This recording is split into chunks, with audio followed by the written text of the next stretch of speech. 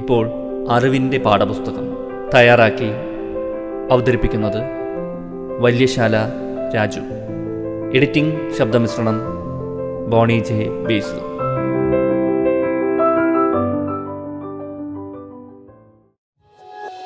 ഭൂമിയിലാകെ ഉദ്ദേശം 132 കോടി ക്യൂബിക് കിലോമീറ്ററോളം വെള്ളമുള്ളതായാണ് കണക്കാക്കപ്പെടുന്നത്.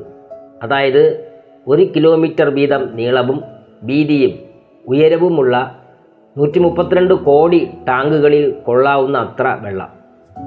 നീരാവിയായി അന്തരീക്ഷത്തിൽ തങ്ങി നിൽക്കുന്ന ജലവും ഇതിൽപ്പെടും.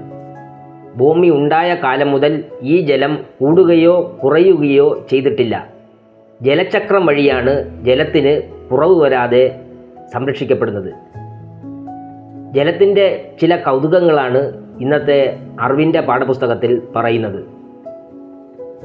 ഭൂമിയിൽ ആകെ ജലത്തിൻ്റെ 97% കടലിലാണ്. ഇവ കുടിക്കാനും കൃഷിക്കോ അനുയോജ്യമല്ല. ശുദ്ധജലം വെറും 3% മാത്രമാണ്. ഈ 3%ൻ്റെ 77.23% അന്റാർട്ടിക്കയിലും ആർട്ടിക്കിലെയും ധ്രുവപ്രദേശങ്ങളിലാണ്. 12.35% 800 മീറ്ററിനും 4 കിലോമീറ്ററിനും ഇടയിൽ ഭൂഗർഭത്തിലാണുള്ളത്. 9.86% 800 മീറ്റർ വരെയുള്ള ഭൂഗർഭ താഴ്ചയിൽ കിടക്കുന്നു. 0.35% ശുദ്ധജല തടാകത്തിലുമുണ്ട്. 0.17% മണ്ണിലെ ഈർപ്പത്തിലും 0.001% ധാതുക്കളിലും 0.04% ജീവജാലങ്ങളുടെ ശരീരത്തിലുമുണ്ട്. ഇതനുസരിച്ച് ലഭ്യമായ 3% ശുദ്ധജലത്തിൽ 2.67% മനുഷ്യന് എളുപ്പത്തിൽ ഉപയോഗിക്കാൻ പറ്റിയതല്ല. വെറും 0.33% ശുദ്ധജലം മാത്രമേ നമുക്ക് ആവശ്യങ്ങൾക്കെല്ലാം കൂടി ഭൂമിയിൽ ലഭ്യമാകുന്നുള്ളൂ. മറ്റൊരു തരത്തിൽ പറഞ്ഞാൽ, ഭൂമിയിലുള്ള ജലം മുഴുവൻ ഒരു ജഗ്ഗിലെടുത്താൽ അതിൽ നമുക്ക് ഉപയോഗിക്കാൻ പറ്റുന്നത് വെറും 1 ടേബിൾ സ്പൂൺ മാത്രമാണ്. ഭൂമിയിലെ കുടിവെള്ളക്ഷാമത്തിൻ്റെ ഭീകരതയാണ് ഇത് കാണിക്കുന്നത്. ലോകത്തുള്ള ശുദ്ധജലത്തിൻ്റെ 70% ജലസേചനത്തിനാണ് ഉപയോഗിക്കുന്നത്. 22% വ്യവസായ ആവശ്യങ്ങൾക്കെടുക്കുന്നു. വീട്ടാവശ്യത്തിന് വെറും 8% മനുഷ്യർ ഉപയോഗിക്കുന്നുള്ളൂ. ഒരു വീട്ടിൽ ഉപയോഗിക്കുന്ന വെള്ളത്തിൻ്റെ 2/3 ഭാഗവും ചെലവാകുന്നത് കുളിമുറിയിലാണ്. ടോയ്ലറ്റിലെ ടാങ്ക് ഉപയോഗശേഷം ഒരു തവണ ഫ്ലഷ് ചെയ്യുമ്പോൾ ഏകദേശം 7.5 ലിറ്റർ വെള്ളം, അതായത് 7.5 ലിറ്റർ വെള്ളമാണ് ചിലവാകുന്നത്. നമ്മുടെ വീടുകളിൽ ആകെ ഉപയോഗിക്കുന്ന ശുദ്ധജലത്തിൻ്റെ 45% ഇങ്ങനെയാണ് പാഴാകുന്നത്. ഒരാൾക്ക് ഒരു ദിവസം കുടിക്കാൻ 4 ലിറ്റർ വെള്ളം പരമാവധി മതിയാകും. എന്നാൽ ഒരാളുടെ ഒരു ദിവസത്തെ ഭക്ഷണം ഉണ്ടാക്കി വരാൻ 2000 മുതൽ 5000 വരെ ലിറ്റർ വേണം. ഒരു ദിവസം 3000 കുട്ടികൾ മലിനജലം കുടിച്ച് മരിക്കുന്നതായാണ് കണക്കാക്കപ്പെടുന്നത്. ഇത് ലോകാരോഗ്യ സംഘടനയുടെ റിപ്പോർട്ടാണ്. 5 വയസ്സിന് താഴെയുള്ള കുട്ടികൾ മാത്രം ഒരു മാസം 35,000 പേരാണ് ഇങ്ങനെ മരണപ്പെടുന്നത്. മലിനജലം വർഷം തോറും പ്രായപൂർത്തിയായ 2.5 കോടി ആളുകളുടെ ജീവനെടുക്കുന്നു. വെള്ളവുമായി ബന്ധപ്പെട്ട വിവിധ രോഗങ്ങൾ കാരണം 15 സെക്കൻഡിൽ ഒരാൾ മരിക്കുന്നതായും വേൾഡ് ഹെൽത്ത് ഓർഗനൈസേഷൻ പറയുന്നു. ഓരോ ദിവസവും 20 ലക്ഷം ടൺ മാലിന്യങ്ങളാണ് ജലാശയത്തിലേക്ക് തള്ളപ്പെടുന്നത്. 7 ലക്ഷം ടൺ പ്ലാസ്റ്റിക് മാലിന്യങ്ങൾ മാത്രം ഒരു ദിവസം കടലിൽ തള്ളപ്പെടുന്നു. വികസ്വര രാജ്യങ്ങളിൽ വ്യാവസായിക മാലിന്യത്തിൻ്റെ 70% നേരിട്ട് ജലാശയത്തിലെത്തുന്നു. ലോക ജനസംഖ്യയിൽ 5% മാത്രമുള്ള അമേരിക്കയാണ് 30%-ലധികം മാലിന്യങ്ങൾ ഉണ്ടാക്കുന്നത്. ഏറ്റവും കൂടുതൽ മലിനമായ നദികളുള്ളത് ഏഷ്യൻ ഭൂഖണ്ഡത്തിലാണ്. മനുഷ്യ മലത്തിൽ നിന്നും വെള്ളത്തിൽ കലരുന്ന ഈ കോളി ബാക്ടീരിയ ലോകത്തെ മറ്റു പ്രദേശത്തെ നദികളേക്കാൾ കൂടുതൽ ഏഷ്യൻ നദികളിലാണ്. അനുവദനീയമായതിലും 500 ഇരട്ടിയിൽ കൂടുതലാണ് ഇന്ത്യയിലെ ഗംഗാനദിയിലും കേരളത്തിലെ പമ്പാ നദിയിലും മാലിന്യത്തിൻ്റെ തോത്. മലിനജലം ശുദ്ധീകരിക്കാൻ വൻതോതിൽ ഊർജം ആവശ്യമാണ്. 2030 ആകുമ്പോഴേക്കും ഇപ്പോൾ ഇതിനായി ഉപയോഗിക്കുന്നതിൻ്റെ 44% കൂടുതൽ ഊർജം വേണ്ടിവരുമെന്ന് കണക്കുകൾ പറയുന്നു. വെള്ളത്തിന് വലിയ ക്ഷാമമുള്ള നാടാണ് ആഫ്രിക്ക. ശുദ്ധജലം ലഭിക്കാത്ത 100 കോടി ജനങ്ങളാണ് ആഫ്രിക്കൻ വൻകരയിലെ വിവിധ രാജ്യങ്ങളിലായി ഉള്ളത്. ഒരു ആഫ്രിക്കൻ കുടുംബം ഒരു ദിവസം ശരാശരി 23 ലിറ്റർ വെള്ളമാണ് ഉപയോഗിക്കുന്നത്. എന്നാൽ ദിവസവും ഒരു അമേരിക്കൻ കുടുംബം ഉപയോഗിക്കുന്നത് 946 ലിറ്റർ വെള്ളമാണെന്ന് ഓർക്കുക. വേൾഡ് വാട്ടർ ഡെവലപ്മെൻറ്റ് റിപ്പോർട്ട് പ്രകാരം സ്കൂളിൽ പോകാൻ കഴിയാത്ത ലക്ഷക്കണക്കിന് പെൺകുട്ടികൾ വികസ്വര രാജ്യങ്ങളിലുണ്ട്. വീട്ടിലേക്ക് ആവശ്യമായ വെള്ളം ശേഖരിക്കാൻ പോകുകയാണ് ഇവരുടെ പ്രധാന ജോലി. പൈപ്പ് വെള്ളത്തിലടങ്ങിയ ലെഡ് പോലുള്ള മാരക വസ്തുക്കൾ കുട്ടികളുടെ പഠന വൈകല്യങ്ങൾക്ക് കാരണമാകുന്നതായും പഠനങ്ങൾ പറയുന്നു. ഇനി നമുക്ക് കേരളത്തിലേക്ക് വരാം. കേരളത്തിലെ ജലപ്രതിസന്ധി ഇന്ത്യയിലെ ശാസ്ത്രജ്ഞന്മാർ അമ്പരപ്പോടെയാണ് കാണുന്നത്. കാരണം ഇത്രയധികം ജലസ്രോതസ്സുള്ള ഒരു ഭൂപ്രദേശം ഇന്ത്യയിൽ മറ്റൊരിടത്തും കാണില്ല. കേരളത്തിലെ ജലലഭ്യത കണ്ട് മറ്റ് സംസ്ഥാനക്കാർ കൊതിയോടെയാണ് ഇവിടം വീക്ഷിച്ചിരുന്നത്. കഴിഞ്ഞ 1/4 നൂറ്റാണ്ടിനിടയിലാണ് എല്ലാം കീഴ്മേൽ മറിച്ചുകൊണ്ട് വെള്ളത്തിൻ്റെ കുറവ് കേരളം അനുഭവിച്ചു തുടങ്ങിയത്. ഇന്ത്യയിൽ ഏറ്റവും കൂടുതൽ മഴ പെയ്യുന്ന സംസ്ഥാനമാണ് കേരളം. ഇന്ത്യയിൽ മൊത്തം പെയ്യുന്ന മഴയുടെ 2 ഇരട്ടി കേരളത്തിൽ പെയ്യുന്നു. മാത്രമല്ല ലോകത്ത് തന്നെ ഏറ്റവും കൂടുതൽ മഴ പെയ്യുന്ന പ്രദേശമാണ് നമ്മുടെ നാട്. ലോകത്തിൽ ഒരു വർഷം ശരാശരി 130 സെൻറ്റിമീറ്റർ മഴ പെയ്യുമ്പോൾ കേരളത്തിൽ 300 സെൻറ്റിമീറ്റർ മഴയാണ് ഒരു വർഷം ലഭിക്കുന്നത്.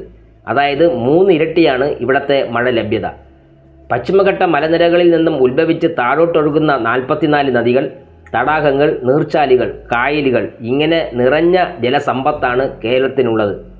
പക്ഷേ ജനുവരി തുടങ്ങുമ്പോൾ തന്നെ നാം വെള്ളത്തിന് വേണ്ടി നെട്ടോട്ടം ഓടാൻ തുടങ്ങും. ഒരു വർഷം 180 ദിവസം മഴ കിട്ടുന്ന കേരളത്തിലാണ് ഇത് സംഭവിക്കുന്നത്. ഇടവപ്പാതി മുതൽ തുടങ്ങുന്ന കാലവർഷവും പിന്നെ തുലാവർഷം, ഇടമഴ ഇവയെല്ലാം ചേരുമ്പോൾ 6 മാസത്തോളം കേരളത്തിൽ മഴയാണ്. മഴയിലൂടെ പ്രതിവർഷം 3000 മില്ലിമീറ്റർ മഴ കേരളത്തിൽ കിട്ടുന്നു. മഴവെള്ളം മുഴുവൻ തടഞ്ഞു നിർത്തിയാൽ 3 നില കെട്ടിടത്തിൻ്റെ പൊക്കത്തിൽ വെള്ളമായിരിക്കും കേരളത്തിൽ. എന്നിട്ടും നാം വരൾച്ചയിലേക്ക് നീങ്ങുന്നു. പ്രതിദിനം മലയാളികൾ 80 ലിറ്റർ വെള്ളമാണ് ദിവസവും ഉപയോഗിക്കുന്നത്. ഇത് ഗ്രാമപ്രദേശങ്ങളിലാണ്. നഗരങ്ങളിൽ 120 ലിറ്റർ വരെയാകും. കൃഷിക്കും വിനോദത്തിനും വ്യവസായ ആവശ്യങ്ങൾക്കും വേറെ. അങ്ങനെ നോക്കുമ്പോൾ 200 ലിറ്റർ വെള്ളം വേണം മലയാളിക്ക് ഒരു ദിവസം. ഇത് ഇന്ത്യയിലെ മറ്റ് പ്രദേശങ്ങളെ അപേക്ഷിച്ച് വളരെ കൂടുതലാണ്. ശാസ്ത്രീയമായി കണക്കാക്കിയാൽ ഒരാൾക്ക് ഒരു ദിവസം 50 ലിറ്റർ വെള്ളം മതിയെങ്കിൽ നമ്മളതിൻ്റെ 4 ഇരട്ടി വെള്ളമാണ് ഉപയോഗിച്ചുകൊണ്ടിരിക്കുന്നത്. ഭൂമിശാസ്ത്ര പ്രകാരം കേരളം ചരിച്ചുവെച്ച ഒരു പലക പോലെയാണ്. പെയ്യുന്ന മഴ മലനാട്ടിൽ നിന്നും ഇടനാട്ടിലൂടെ തീരപ്രദേശം വഴി അറബിക്കടലിൽ പതിക്കുന്നു. പെയ്യുന്ന മഴ വെറും 8 മണിക്കൂർ കൊണ്ടാണ് സമുദ്രത്തിൽ എത്തിച്ചേരുന്നത്. മഴവെള്ളം കരുതി വയ്ക്കാൻ കഴിയാതിരിക്കുന്നത് നമ്മുടെ ജലപ്രതിസന്ധിക്ക് ഒരു പ്രധാന കാരണമാണ്. പെയ്യുന്ന മഴവെള്ളത്തിൻ്റെ 20% സൂക്ഷിക്കാൻ പറ്റിയാൽ തന്നെ ഇന്നത്തെ രൂക്ഷമായ ജലപ്രതിസന്ധി പരിഹരിക്കാൻ കഴിയും. കേരളീയരുടെ വെള്ളത്തിൻ്റെ ഉപയോഗക്രമം വെച്ച് നോക്കിയാൽ പ്രതിവർഷം 88 കോടി ഘനമീറ്റർ ജലം വേണം. 44 നദികളിലൂടെ കടലിലേക്ക് ഒഴുകിപ്പോകുന്നത് 4000 കോടി ഘനമീറ്റർ ജലമാണ്. നമുക്ക് കുടിക്കാൻ വേണ്ടതിൻ്റെ 45 ഇരട്ടിയാണ് ഇങ്ങനെ ഒഴുകിപ്പോകുന്നത്. മഴയായി കിട്ടുന്ന വെള്ളം പ്രകൃതിദത്തമായി തന്നെ പണ്ട് സംഭരിക്കപ്പെട്ടിരുന്നു. ഗ്രാമങ്ങളിൽ ഉണ്ടായിരുന്ന കാവുകളും പൊതുകുളങ്ങളും ചിറകളും മറ്റും ജലസംഭരണ കേന്ദ്രങ്ങൾ കൂടിയായിരുന്നു.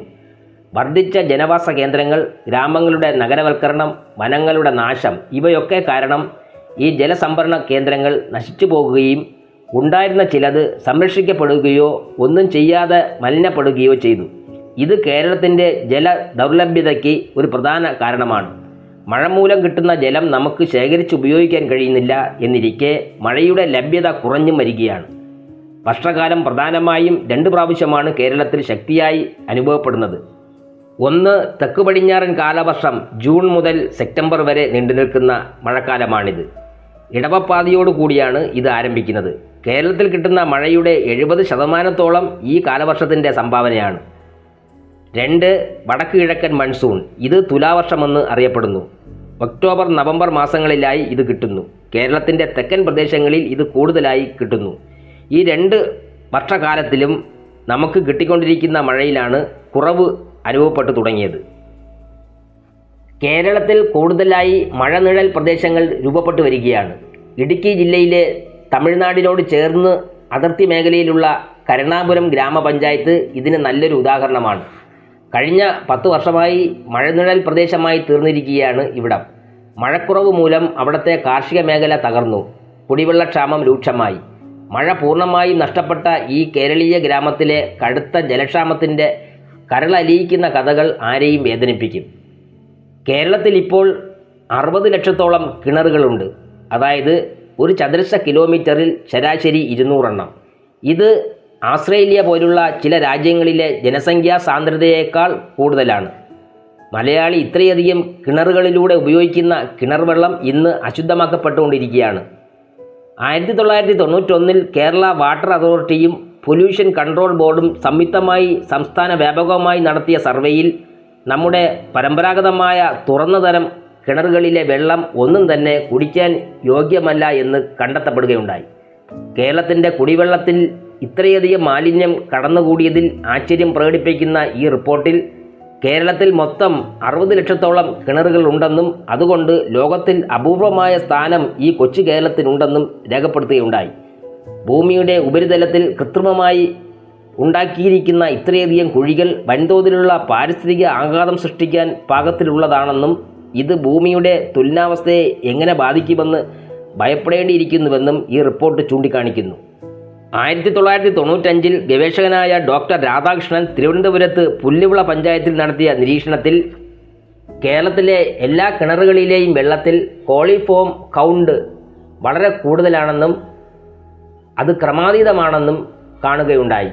യഥാർത്ഥത്തിൽ കുടിവെള്ളത്തിൽ കൗണ്ട് 0 പുല്ലുവിള പഞ്ചായത്തിലെ കിണറുകളിലെ സ്ഥിതി തന്നെയാണ് കേരളത്തിലെ മറ്റ് കിണറുകളിലും കാണുന്നത്. ചുരുക്കത്തിൽ കേരളത്തിലെ കിണറുകളിലെ വെള്ളം പൂർണ്ണമായും അശുദ്ധമാക്കപ്പെട്ടിരിക്കുന്നുവെന്നാണ് രാധാകൃഷ്ണൻ്റെ റിപ്പോർട്ടിലും പറയുന്നത്.